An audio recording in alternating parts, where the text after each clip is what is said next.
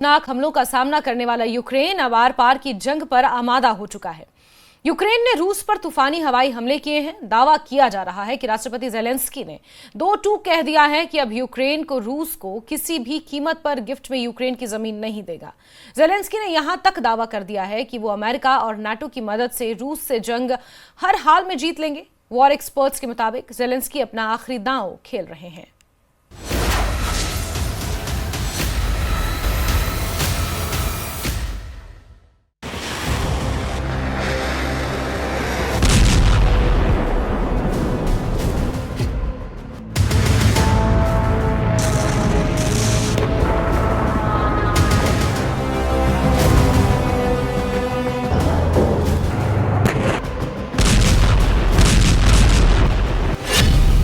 गुप्त हथियार से रूस पर हमला, ज़ेलेंस्की ने किया जीत का दावा।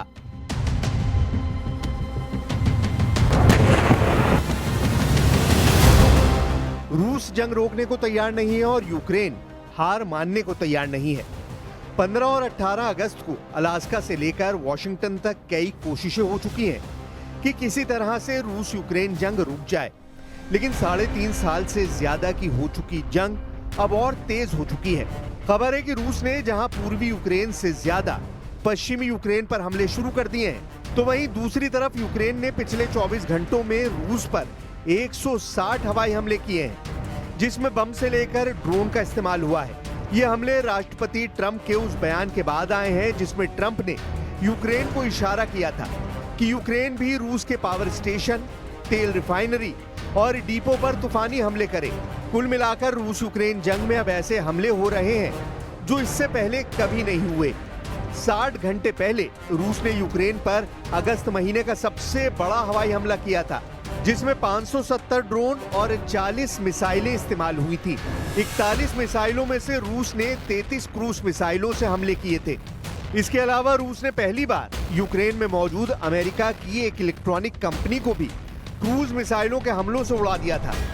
ऐसी खूनी जंग के बीच एक बार फिर से ज़ेलेंस्की ने पुतिन को चैलेंज करते हुए दो टूक कहा है कि अगर पुतिन ये समझ रहे हैं कि यूक्रेन अपनी जमीन गिफ्ट में रूस को दे देगा, तो ये रूस की सबसे बड़ी गलतफहमी है। यूक्रेन अपनी जमीन का 1 इंच टुकड़ा भी रूस को नहीं देगा। हम आपको दिखा रहे हैं यूक्रेन के वो गुप्त हथियार रूस के लिए कैसे कयामत बनते जा रहे हैं। रूस पर यूक्रेन के 160 हवाई हमले।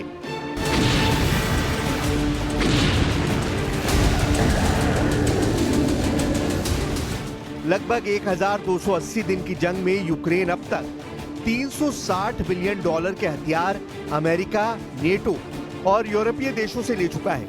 दावा किया जा रहा है कि रूस से जंग के लिए यूक्रेन ने 41 देशों से अरबों डॉलर के हथियार लिए हैं। इस बीच खबर आ रही है कि ज़ेलेंस्की को अमेरिका और नेटो से ऐसे गुप्त हथियार मिले हैं जिनसे रूस के एयर डिफेंस सिस्टम को गंभीर नुकसान हो रहा है।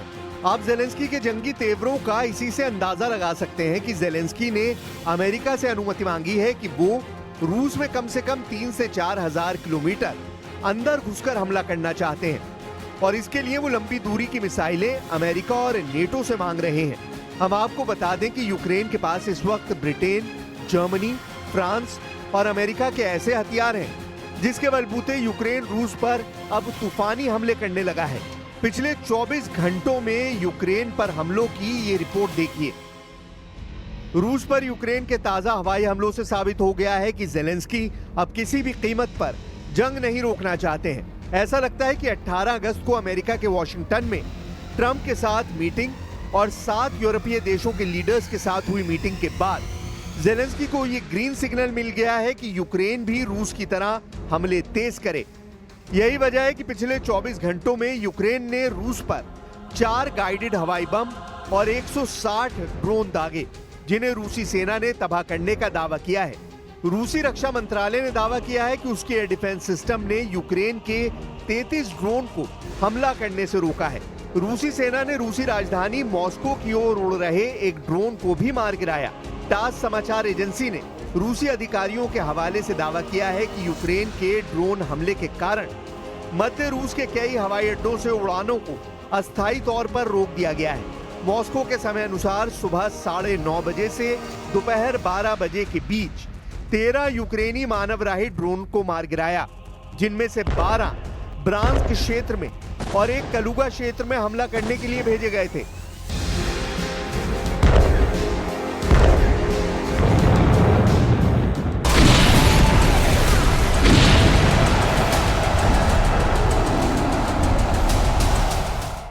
रूस का पलटवार, यूक्रेन के 143 ठिकाने तबाह।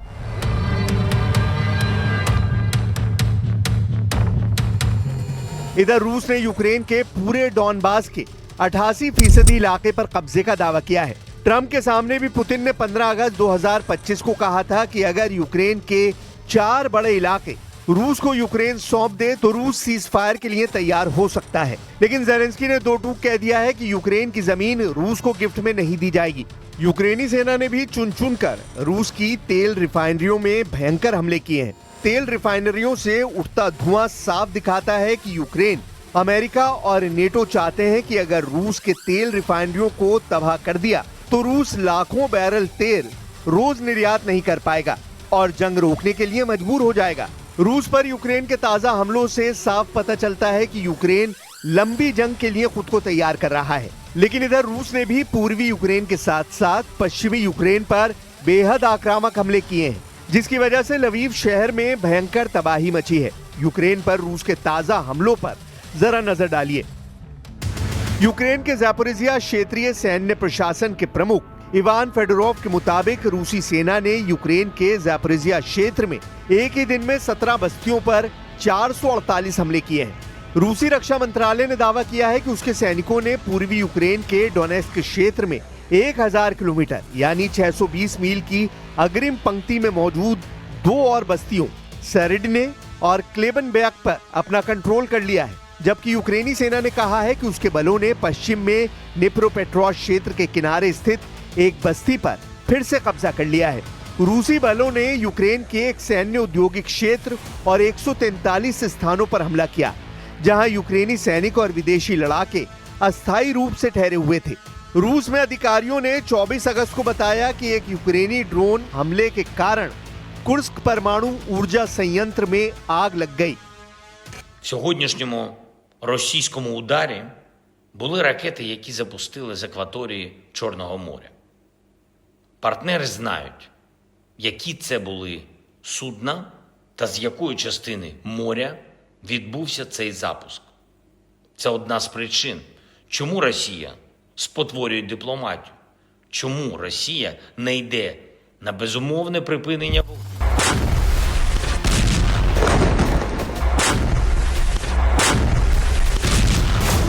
रूस के पूर्व राष्ट्रपति दिमित्री मेदवेदेव ने अप्रैल 2025 में ही यूरोपीय देशों को सीधी चेतावनी दी थी। मेदवेदेव ने धमकी देते हुए कहा है कि यूक्रेन में मौजूद यूरोपीय शांति सैनिक को रूसी सेना ताबूत में भेजेगी। दिमित्री मेदवेदेव ने यह धमकी फ्रांस की राजधानी पेरिस में अमेरिका और फ्रेंच अधिकारियों की बैठक के बाद दी है। दावा किया जा रहा है कि पेरिस, लंदन और बेल्जियम में हुई यूरोपीय देशों की मीटिंग में रूस के खिलाफ खुली जंग की बात कही गई है। इसी को लेकर रूस यूरोपीय देशों पर बुरी तरह से भड़का हुआ है। ब्रिटेन और फ्रांस के नेतृत्व में करीब 15 यूरोपीय देश यूक्रेन में अपने सैनिकों को भेजने पर राजी होते दिख रहे हैं। इसीलिए रूस ने चेतावनी दी है कि वो यूक्रेनी धरती पर किसी भी पश्चिमी सैन्य उपस्थिति को बर्दाश्त नहीं करेगा। दिमित्री मेदवेदेव ने पुतिन की तरफ से यूरोपीय सेना को चेतावनी दी है कि यूक्रेन की जमीन पर मौजूद एक भी यूरोपीय सैनिक जिंदा नहीं बचेगा। रूस हर यूरोपियन सैनिकों को मारकर ताबूत में बंद करके भेज देगा। यानी इस वक्त जरा रूस यूक्रेन को कब्रिस्तान बनाने में जुटा है, तो वहीं यूरोपीय सेना को ताबूत में भेजने का ऐलान कर रहा है।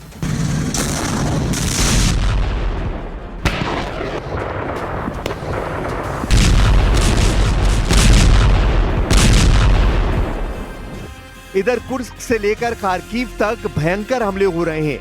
यूक्रेनी सेना भी रूस पर हमला कर रही है। रूस के रक्षा मंत्रालय के मुताबिक उसके एयर डिफेंस सिस्टम ने रात भर में 6 रूसी क्षेत्रों में 71 यूक्रेनी ड्रोनों को तबाह कर डाला है, जबकि 49 ड्रोन को रूसी सेना ने कुर्स्क क्षेत्र में मार गिराया।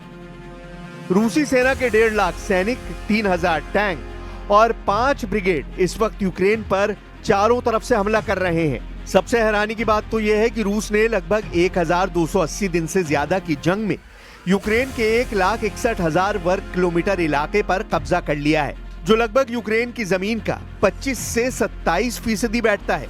लेकिन उसके बावजूद रूस रुकने का नाम नहीं ले रहा। रूस ने यूक्रेन में मौजूद अमेरिका और यूरोप के एयर डिफेंस सिस्टम को चुन चुन कर मारना शुरू कर दिया है।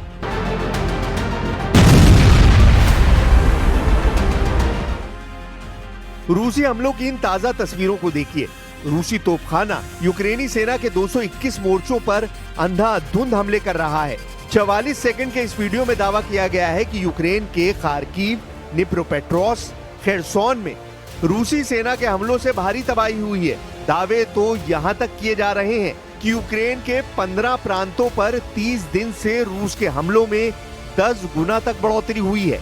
रूस के प्रचंड हमलों को देखकर कुछ वॉर एक्सपर्ट्स डंके की चोट पर दावा करने लगे हैं कि अमेरिका और यूरोप पुतिन के खूनी हमलों पर आंख मूंदे बैठे हैं और एक तरह से यूक्रेन के खिलाफ ट्रंप की सरकार की गद्दारी को साबित करता है।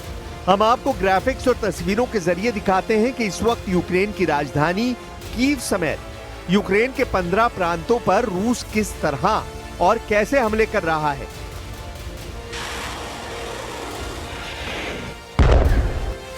इधर जमीन पर रूसी सेना तेजी से पूर्वी यूक्रेन, मध्य यूक्रेन और दक्षिणी यूक्रेन के इलाकों पर कब्जा कर रही है। कुर्स्क इलाके से रूसी सेना ने पैदल सेना और टैंकों से हमले बेहद तेज कर दिए हैं। उत्तर कोरिया के सैनिकों के साथ मिलकर रूसी सेना ने पूर्वी यूक्रेन में कुर्स्क के इलाके में हमले किए हैं। लगभग 238 मोर्चों से यूक्रेनी सेना भाग चुकी है। एक रिपोर्ट के मुताबिक यूक्रेन के लगभग 27% इलाके पर रूसी सेना कब्जा कर चुकी है। यूक्रेनी इंटेलिजेंस ने भी दावे किए हैं कि रूस कीव पर बहुत बड़ा हमला कर सकता है। यूक्रेन के सूमे में 2 रूसी हवाई हमलों में 2 दर्जन से ज्यादा लोग पिछले 24 घंटों में मारे गए हैं।